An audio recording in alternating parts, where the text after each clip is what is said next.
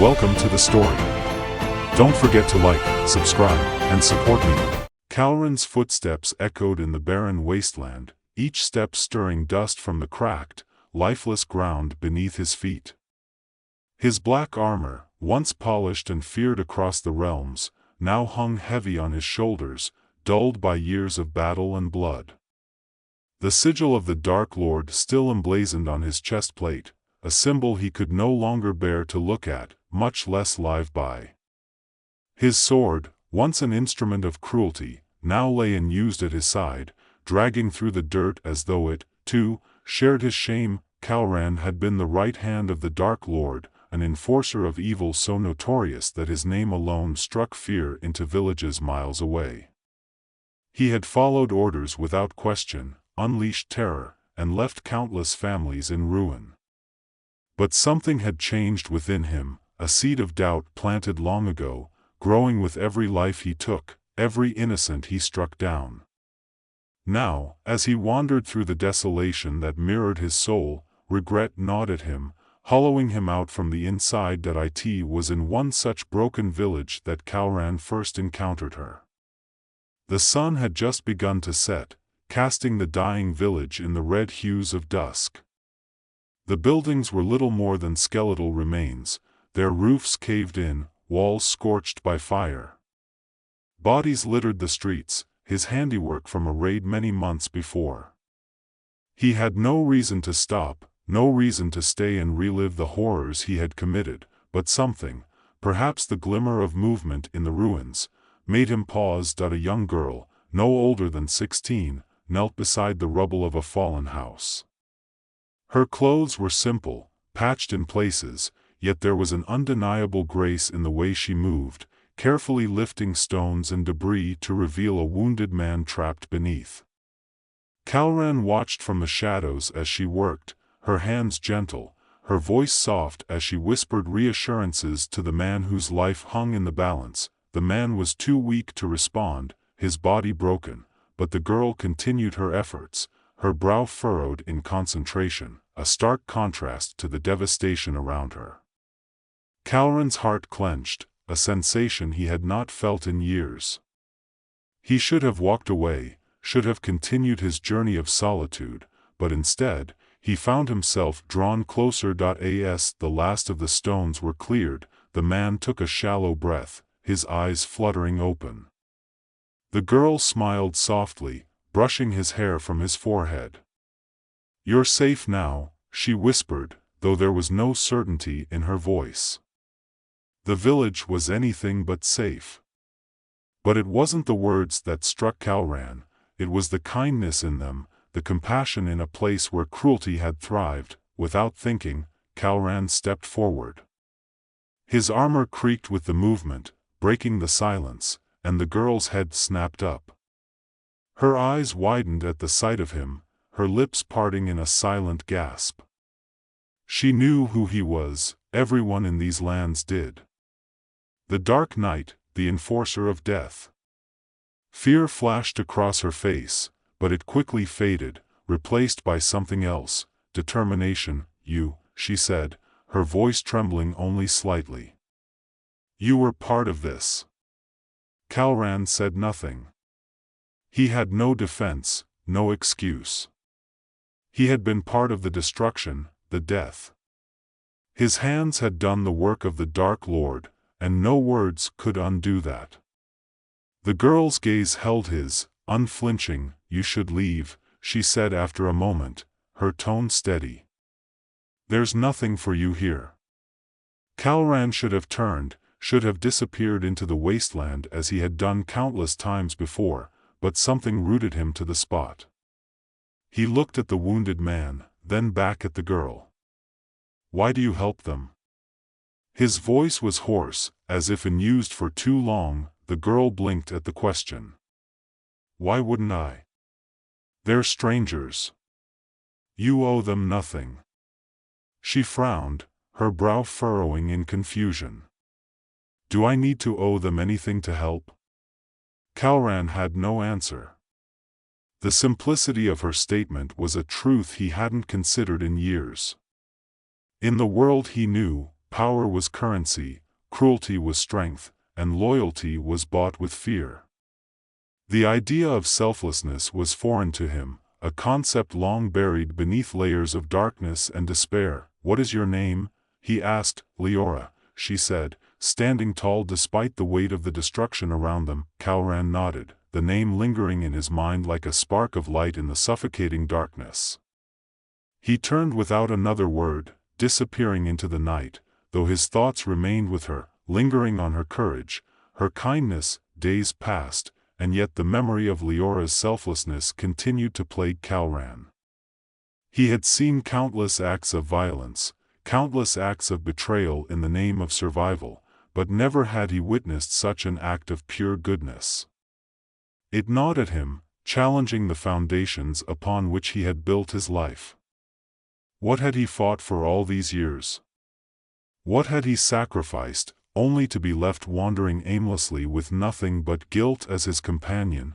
He found himself returning to the village, drawn by something he couldn't explain. The place had not changed, the same crumbling ruins stood as a reminder of his past, and yet, there was something different. A sense of resilience, a faint glimmer of hope where before there had only been despair. And in the heart of it all was Leora. Calran kept his distance, watching as she worked alongside the few remaining villagers, helping rebuild what little they could. She moved with purpose, never faltering, even as the weight of their situation pressed down on her. And when the villagers looked to her, it was with gratitude, not just for her efforts, but for the hope she represented. Calran wanted to leave, to turn his back on the stirring within him, but before he could, one of the villagers noticed him.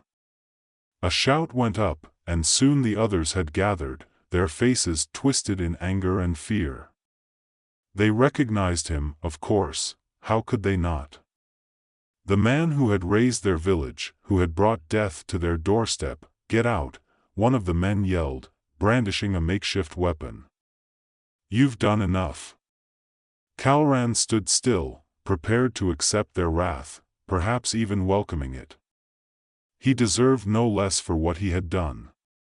But before the villagers could close in on him, Leora stepped forward, placing herself between them and Calran. "Stop," she commanded, her voice clear and unwavering. The villagers hesitated, confused by her defense of the man who had caused them so much suffering.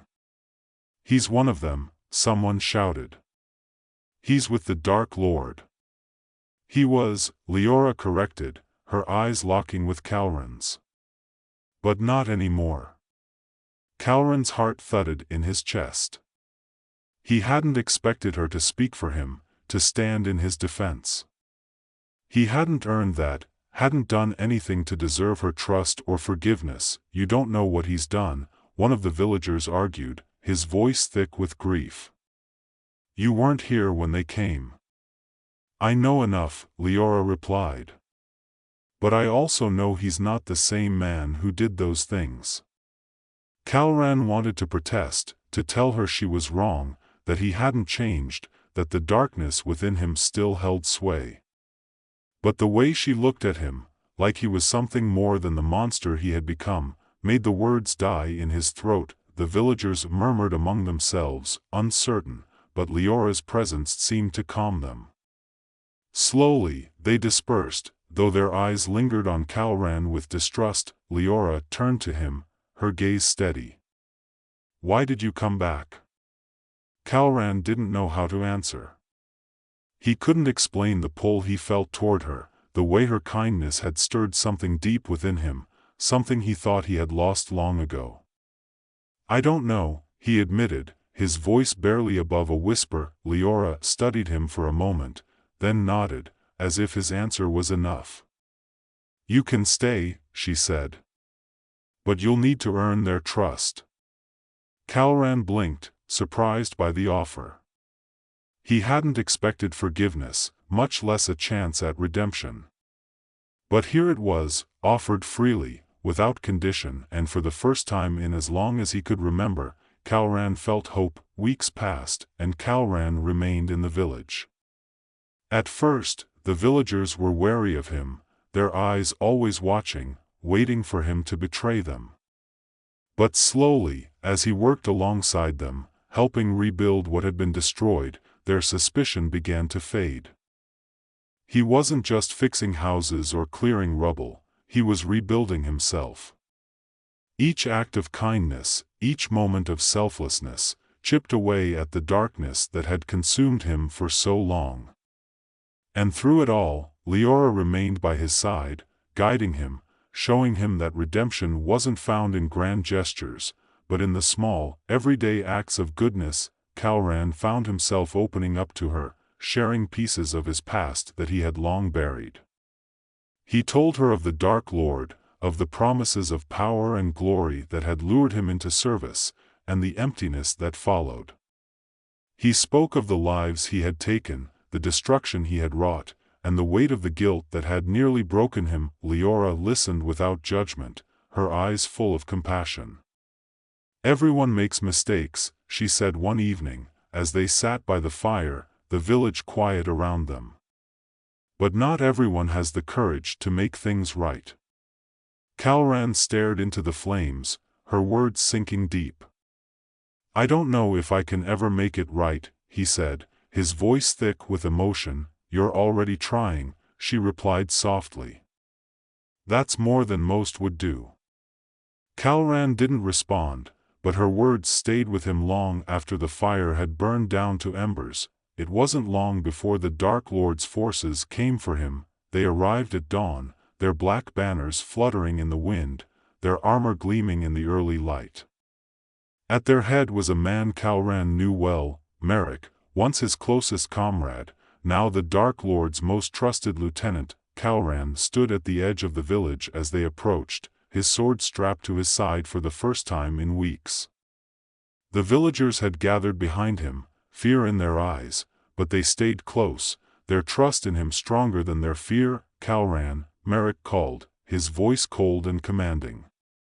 "You've strayed far from your path." Calran met his gaze, unflinching. "I've found a new one." Merrick's eyes narrowed.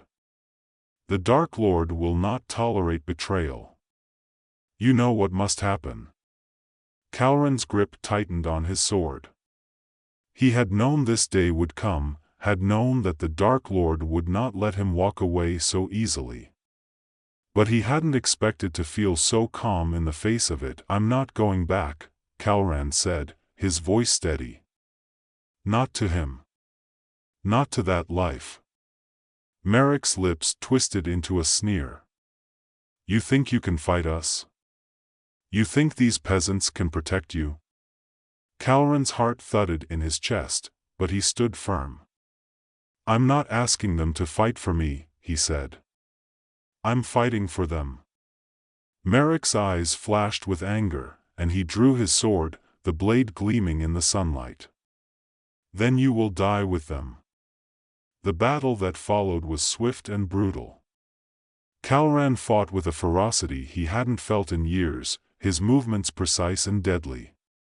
But this time, it wasn't for power, or glory, or the Dark Lord's favor. This time, he fought for something real. For the village. For Leora. For redemption. The villagers, though untrained, fought alongside him, their fear giving way to determination. And in the end, it was enough. Merrick fell by Calran's hand, his blood staining the earth, and the remaining soldiers fled, their morale shattered. But the victory came at a cost. As the dust settled and the last of the Dark Lord's forces retreated, Calran collapsed to the ground, a deep wound in his side bleeding profusely. Leora rushed to his side, her hands trembling as she tried to stop the bleeding. "You're going to be okay," she whispered, her voice breaking. Calran smiled weakly, his vision fading. "I did it," he murmured. "I finally did something good." Leora's tears fell onto his armor as she pressed her hands to his wound, but Calran knew it was too late. He had given everything, and now, he could finally rest. As his vision darkened, he looked up at Leora, his heart full for the first time in years. "Thank you," he whispered, his voice barely audible. "You saved me." And with that, Calran, the Dark Knight, the fallen warrior, found his redemption. Leora stood at Calran's grave, the sun setting behind her, casting the village in the warm glow of twilight. The villagers had come together to bury him, their respect for the man who had once been their enemy evident in the care they had taken to mark his resting place. "He was a good man," one of the villagers said quietly, placing a hand on Leora's shoulder. She nodded, though her heart ached with the loss. "He was," she agreed. "In the end, he was." As she stood there, the wind rustling through the trees, Leora knew that Calran's legacy would live on. He had fought for something greater than himself, and in doing so, had shown them all that redemption was possible, even in the darkest of times. And as the stars began to twinkle in the sky above, Leora whispered a final goodbye, knowing that Calran had found the peace he had been searching for all along.